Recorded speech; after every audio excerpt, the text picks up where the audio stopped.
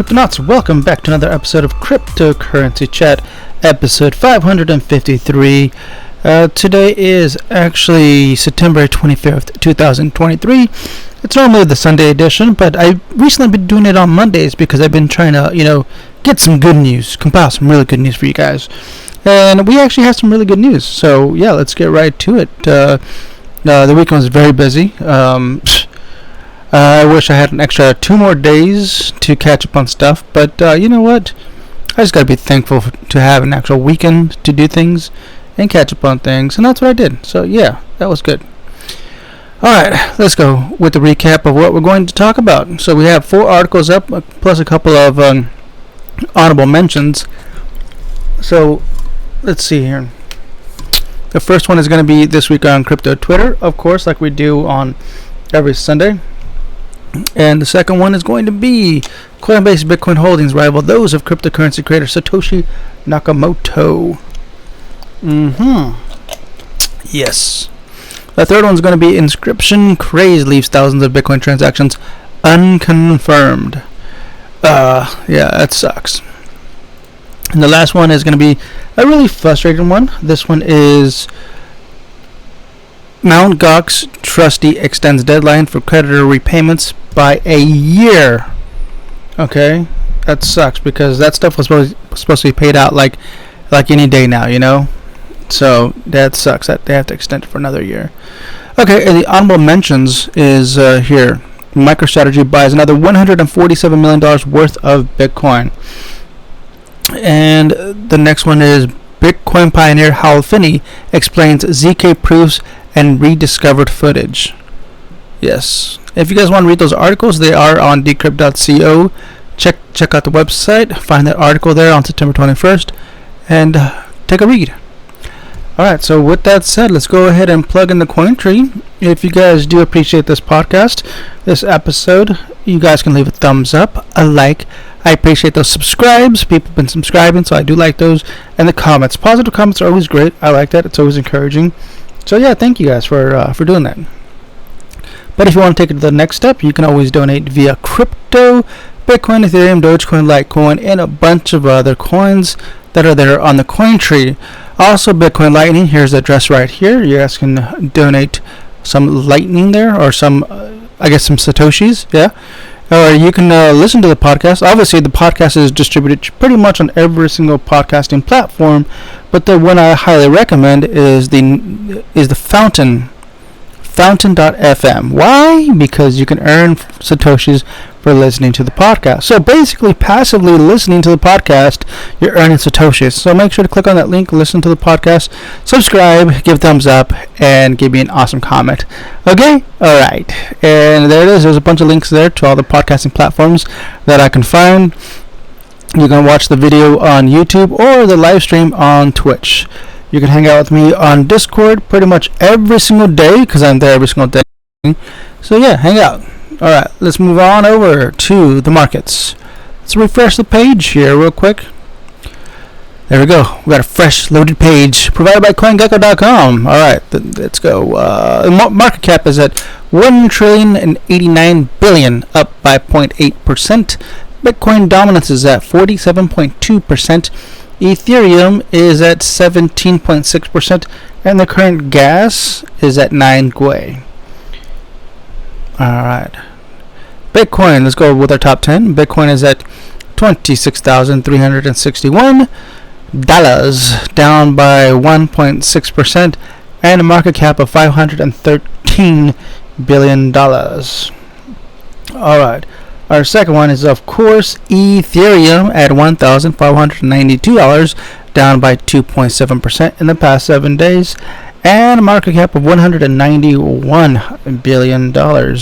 And number 3, we have Tether at 99 cents, with a small, slightly positive gain of 0.1% in the past 7 days, and a market cap of $83 billion. Number 4, we have BNB at $211, down by 2.4%, and a market cap of $32 billion. Number 5, we have XRP at 50 cents, down by 1.2% in the past 7 days, and a market cap of $26 billion. And number 6, we have USDC at $1 with a no gain, no loss in the past 7 days, with a market cap of $25 billion. Number 7, we have Lido staked Ether at $1,591, down by 2.8% in the past 7 days, with a market cap of $13 billion. Number 8, Cardano at 24 cents, down by 2.7% and a market cap of $8 billion. And number 9, we have Dogecoin at 6 cents, down by 1.6% in the past 7 days, and a market cap of $8 billion. It looks like, actually, number 10, Solana at $19.50, and a market cap of $8 billion. So basically, Cardano, Dogecoin, and Solana are fighting for, I guess, top 8th place, because they're literally neck and neck. They're pretty dang close, you know. And yeah, it looks like Toncoin got dropped down out of the top 10. Solana's back up, and yeah, I don't know what that was about with Toncoin, but it is what it is. And that is our top 10 coins of the day. Alright, let's move on over to, oh yeah, by the way, so with CoinGecko, if you guys do sign up, you guys can earn some candies, and with candies, you can earn rewards. They've been giving out some like free NFTs as long as you have those candies, you know, and you can go there daily and collect candies. So yeah, log in, sign up for CoinGecko, and just, yeah, if you're using, I guess a market data aggregator, yeah, use CoinGecko. Get some free NFTs. Okay, let's go to our crypto news of the day. Okay, first news article is written by Tim Haki. This week on crypto Twitter, 11,000 Venezuelan soldiers bring down jailhouse Bitcoin mining operations. Slow news made for good news, as yet another static week for the market has reinforced the sense that the prices of leading cryptocurrencies have somewhat stabilized this year. It was also a quiet week over the crypto Twitter. It began with a huge apology from crypto-friendly game engineer developer Unity after the company substantially revised its controversial Unity runtime fee last week, much to the anger of developers over on social media. And there's a tweet from Unity. "We have heard you. We apologize for the confusion and angst the runtime fee policy we announced on Tuesday caused." Okay. Continuing on, DeFi liquidity protocol balancer was attacked on Wednesday for $250,000. Blockchain sleuth ZachXBT tracked the eye-watching booty as it was getting drained. And here is a tweet from Balancer and ZachXBT. Stolen funds are being directed to this address, and there's an address right here. Okay, if you guys want to see that, obviously starts with 0x, and it says $238,000 stolen so far. Alright, continuing on, NFT collector Do It Big Chicago was very underwhelmed when the physical counterpart of his Gucci/Yuga Labs collaborative NFT pendant arrived. Here's that tweet from Do It Big Chicago. "No, this isn't depressing at all." What? Well, the box was open? I don't get it. What? I don't know. NFT static account Punk9059 noticed the hefty royalties accumulating to creators over on the new decentralized social token platform Friend.Tech. Here's a tweet from NFTstats.eth. "One of the reasons Friend.Tech has taken over your feed, total fees paid to creators in the past 10 days, Friend.Tech 4,090 ETH, all ETH NFTs 610 ETH. Wow. That's a huge difference. Yeah, now I know why there's a lot of talk about Friend.Tech. A video of American software developer and early Bitcoin pioneer Hal Finney talking about zero-knowledge proofs 25 years ago resurfaced on Twitter midweek. The footage is from the 18th Annual International Cryptology Conference at University of California, Santa Barbara in 1998, aka Crypto 98. And here's that video there. If you guys want to watch that video, head over to this article for the quickest way to find it, okay? I would play it, but I think I will get dinged. Yeah, it's a 5-minute video. Yeah, I'll watch it afterwards. But yeah, if you guys want to watch it, find this article and watch it. Continuing on, Dogecoin flipped Bitcoin for stability on Friday, reported crypto Twitter news outlet Delta One. Here's that tweet. Dogecoin beats Bitcoin in price stability amid crypto trading lull. Volatility in Dogecoin, the largest meme cryptocurrency by market value, has dwindled so much that it now looks more stable than the digital asset industry leader Bitcoin. Wow. Dogecoin beats Bitcoin in price stability amid crypto trading lull. Volatility in Dogecoin, the largest meme cryptocurrency by market value, has dwindled so much that it looks like... Okay, wait, read that, man. But undoubtedly, the strangest story of the week broke on Thursday. In Venezuela, authorities discovered that inmates in one of the country's maximum security prisons were mining Bitcoin using thousands of ASICs. Stranger still, the police bust sounded more like a full-scale invasion than a procedural operation, replete with 11,000 soldiers. The loot they captured from the entrepreneurial felons included grenades, rocket launchers, sniper rifles, and previously confiscated mining machines. That is insane. Here's a tweet from Javier Bastaro. There were Bitcoin miners in one of the most dangerous places in Venezuela. Recently, we saw an intervention in Tocoron, one of the most known jails in the country, in which criminals were in control. Besides all the weird things that they had, they even had some Bitcoin probably miners. Alright, continuing on. Oh, actually, here's another image here from... This one's from Ivan Simonovis.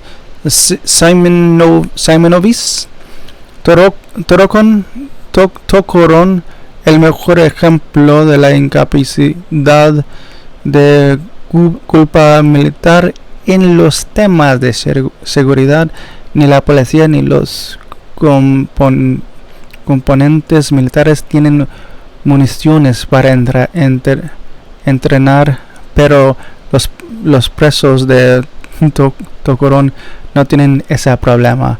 En una celda se localizaron cajas de municiones de la FAB. There's tons of images here. Insane. Boxes and boxes of ammunitions everywhere. This is crazy. I'm sure there's going to be... I gotta look this up on YouTube. I'm sure there's going to be some videos on YouTube about this. Alright, Cryptonauts, that's it for that article. Let's move on to the next one. This one's written by Nicolas... what was the first one written by? I think I said it, but I'll say it again. Tim Huckey. Okay.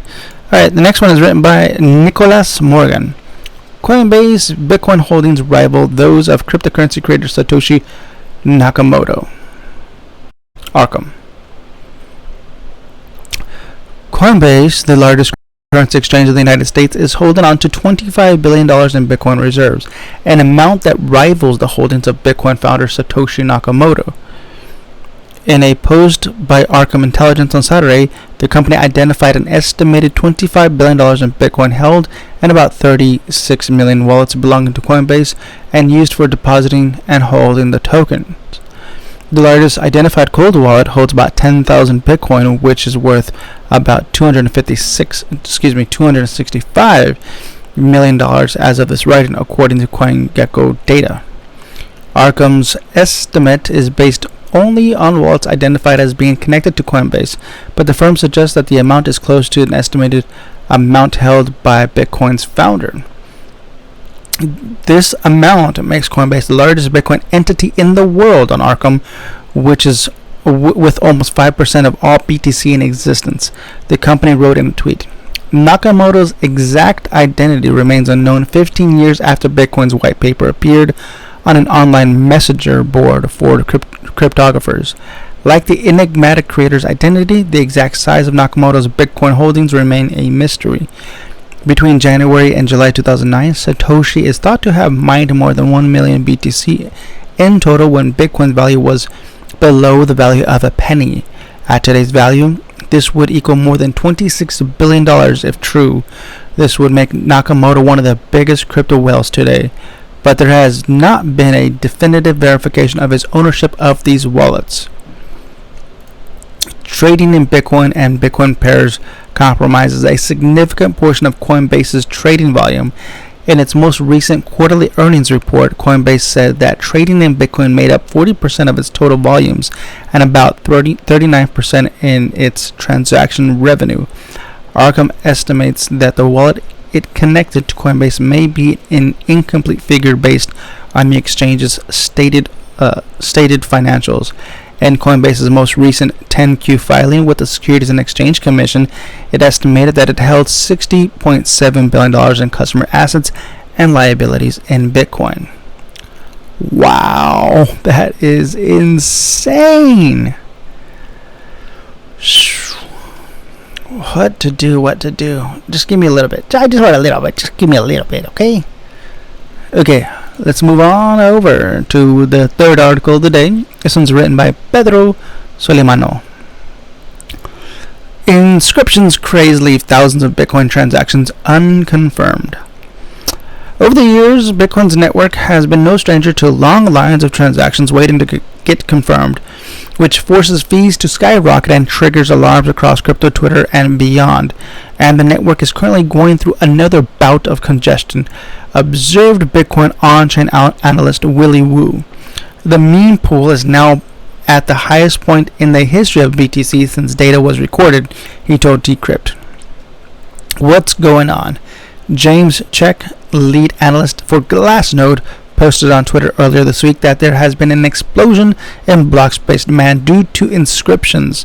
These were popularized by Bitcoin ordinals, and like NFTs, they allow users to inscribe things onto the blockchain, whether that's images, text, or audio. He wrote that fees are not as high as they were during ordinal craze of early May, but the network has not been able to clear its mempool since. Mempool. Think of a mempool as a blockchain's equivalent of a waiting room, with users sending Bitcoin in or making inscriptions and waiting for the transaction to get selected by a miner and inscribed into the public ledger.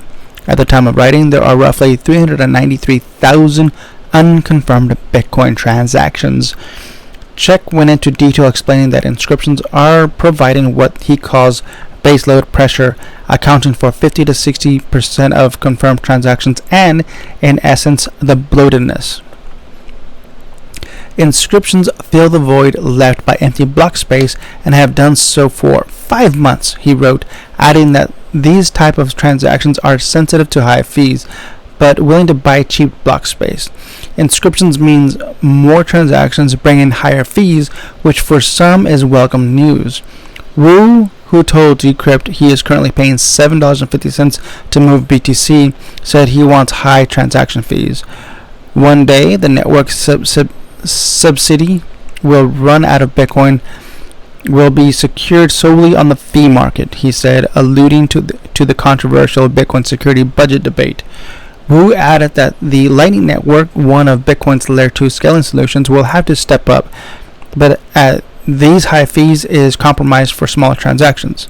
We are really walking a middle path, he told Decrypt. Too cheap, and we make changes that bring back the capacity, then the network may be systematically compromised in decades ahead. Too expensive, then the Lightning Network ceases to be decentralized and secure for everyday payment. The on-chain analyst did point out that the developers have made huge jumps in improving the efficiency of the blockchain since the 2017 congestion, when payment fees were very similar to where they are now. How long today's congestion will last, however, is anyone's guess. That said, Wu is cautious. Inscriptions came during the bear market and fees are already $7.50. He asked, what will happen during the bull market? Wu concludes with a somewhat ominous prediction. Lightning may take up some of the load, but also we'll start to see some payment frauds as a result. Okay, that doesn't actually sound good at all. That's like almost apocalyptic. That's just doesn't, there's no. Okay, last news of the day. This one's written by Andrew Asmakov. mtgox trustee extends deadline for creditor repayments by a year. Yeah, like I said, This is frustrating because I was actually having a conversation earlier today with the pal of mine. We were talking about mtgox. He actually brought up mtgox. So I was like, yeah, hey, they were actually getting ready to do the repayment anytime soon right now. And then this article comes around. I go, what the heck, man? This is BS. All right, let's see what's going on here. Nobuaki Kobayashi, the trustee overseeing the defunct mtgox Bitcoin exchange's estate, has officially announced an extension of the deadline for repaying its creditors. The new deadline for creditor repayment has been moved from October 31st, 2023 to October 31st, 2024, as revealed in a letter dated September 21st. That's... Dude, like it seems like every year they just keep pushing it. This is not the first time it's happened. They keep pushing it over and over again. Like, why isn't this bigger news? Like, they need to crack down on this person, this trustee, because he just keeps pushing it over and over again. Like stop already, dude. Just pay everybody. All right, get it over and done with. In his communication, Kobayashi stated that with the approval of the Tokyo District Court, the deadline extension applies to the base repayment, the early lump sum repayment, and the intermediate repayment. Given the time required for rehabilitation creditors to provide the necessary information and for the rehabilitation trustee to confirm such information and engage in discussions and share information with banks, fund transfer service providers, and designated cryptocurrency exchange, etc. involved in the repayment, the rehabilitation trustee will not be able to complete the repayments above by the deadline set for October 31st, 2023, reads the letter. A rehabilitation proposal which promised to remunerate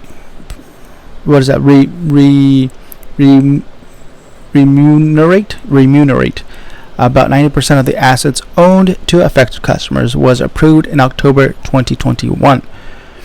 There's some hope for rehabilitation creditors who have provided the necessary information. According to Kobayashi, repayments for these creditors will potentially begin as early as the end of this year.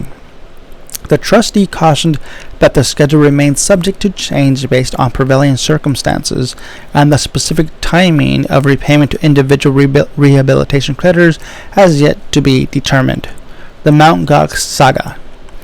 Based out of Japan, mtgox was one of the earliest and most influential cryptocurrency exchanges, once facilitating over 70% of all Bitcoin trades. However, its reputation took a devastating hit following a major hack in 2011. The exchange eventually collapsed in 2014 amid allegations of insolvency, leading to the loss of 850,000 BTC. The fallout left approximately 24,000 creditors in its wake, many of whom have been eagerly awaiting the resolution of their claims for years. Since the exchange's collapse, it has been an uphill struggle for mtgox creditors, who have dealt with rehabilitation plans, delays, and hefty fees in a drawn-out battle to retrieve lost funds. As of the most recent available data, the mtgox estate holds approximately 138,000 BTC, worth about $3.7 billion in current prices, along with a similar amount in Bitcoin Cash, worth $29 million, and 69 billion Japanese yen, about $46 million. Earlier this year, the U.S. Department of Justice charged two Russian men, Alexei Bilyuchenko and Alexander Werner, with conspiring to steal approximately 647,000 Bitcoin from the exchange between 2011 and 2014. Damn. God damn. That's crazy. That's a lot, man. That's a lot of Bitcoin. Let me say that again. 647,000 Bitcoin. Jeez Louise. Alright, Cryptonauts. That's our news for the day. Let's go ahead and wrap this up. I'm going to show you the honorable mentions again. MicroStrategy buys another $147 million worth of Bitcoin and currently holds a total of 158,245 Bitcoin. And the next one is Bitcoin Pioneer, how Finney explains ZK proofs and rediscovered footage.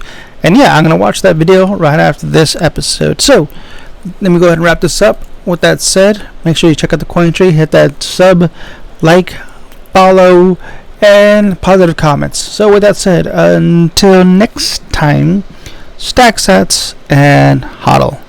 Adios.